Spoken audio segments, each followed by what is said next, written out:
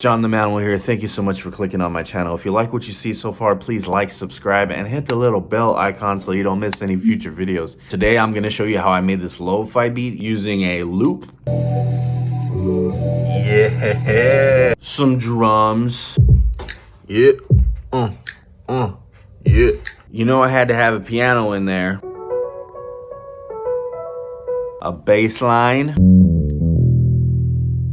And a couple other background elements. So, without further ado, let's get into today's video.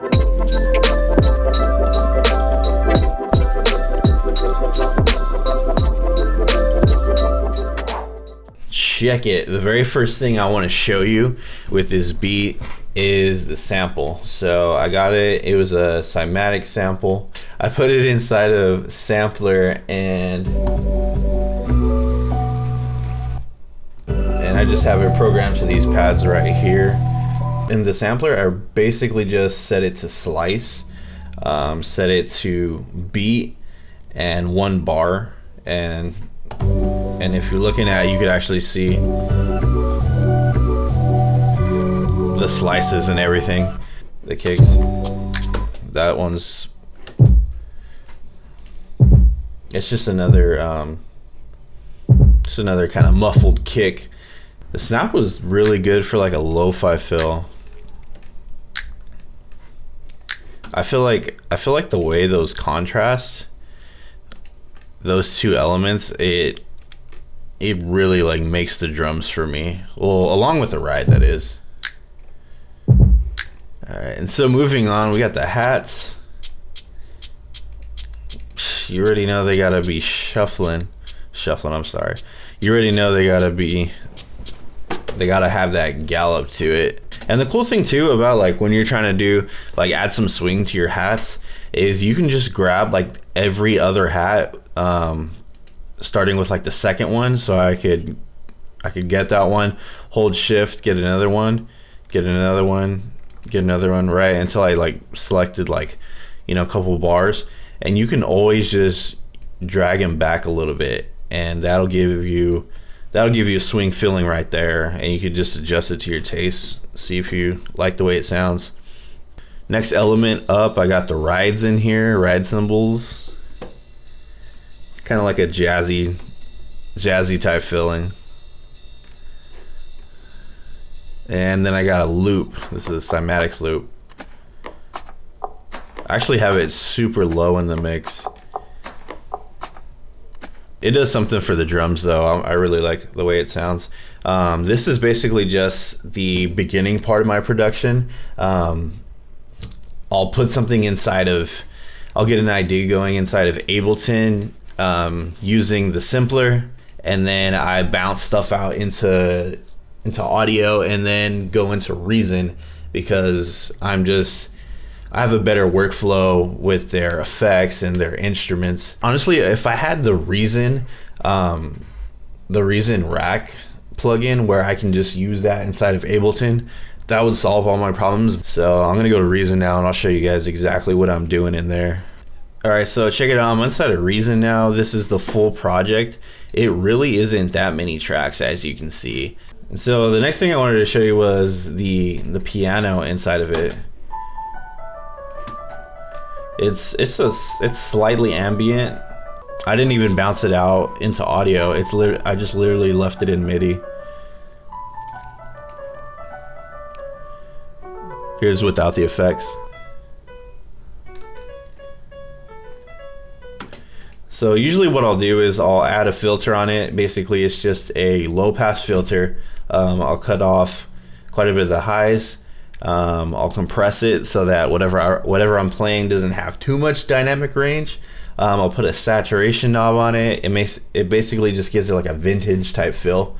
And then I'll add some ambience on it. On the compressor, I didn't do anything crazy. I put kind of a slow attack, kind of a harder ratio so that the louder notes are really getting compressed. The release is super quick actually, and I put a backup one because sometimes when you stack compressors, I feel like you're able to compress stuff, and you don't get as much of like a pumping sound, like the signal's not being like squashed, and it has more of a transparent sound basically. All right, and so the next thing I wanted to show you guys was the bass. Whoops. This one I did bounce into audio just because I like to process it while it's in MIDI, bounce into audio, and I feel like, I don't know, I think it's just like a placebo thing. Like, I feel like you get more control over it when it is in audio, and that's what people tell me. I don't notice much of a difference, but I do it anyways. I'm not gonna lie. I'm gonna unmute the original track for you, and so actually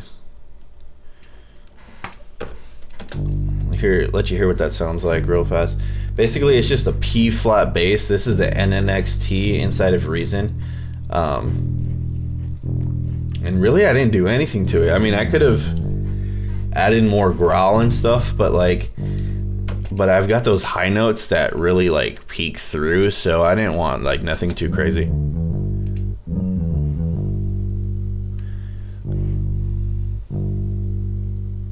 Honestly, and I didn't even like EQ it either. I basically just put this compressor. You can see it's adding like about it's taking away 4 dB every time it's squashing it.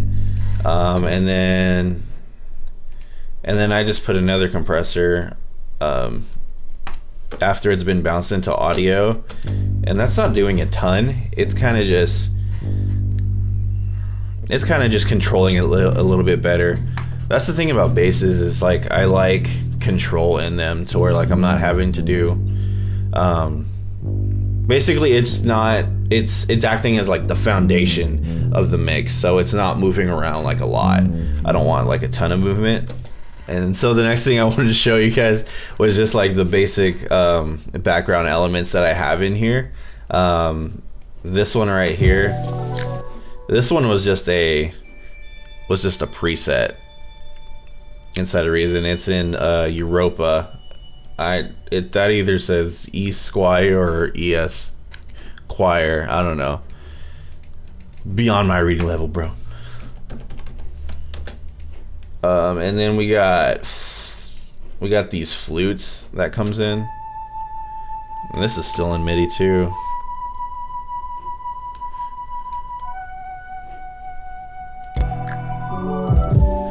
This is kind of in the break where I also take out like on the whole dang mix in the master section.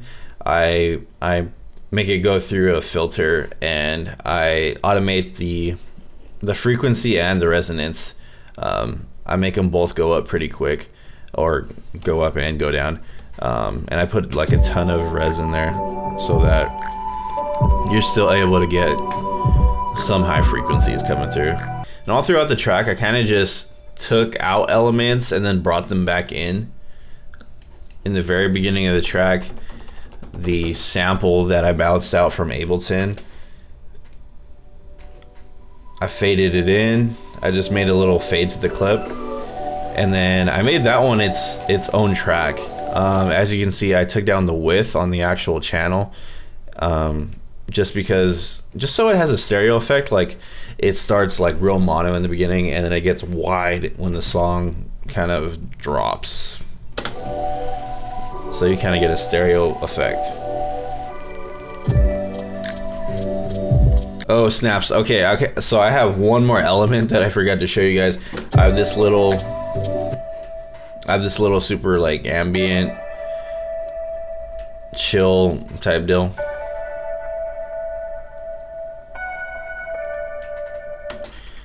And so basically that was just a couple of notes that have just been pitched up. I just used the pitch bend on my MIDI controller. And actually you can see the pitch automation inside of here. It literally just goes all the way up and comes back down, so I can do a couple more notes. Thank you so much for watching my video, guys. Yes.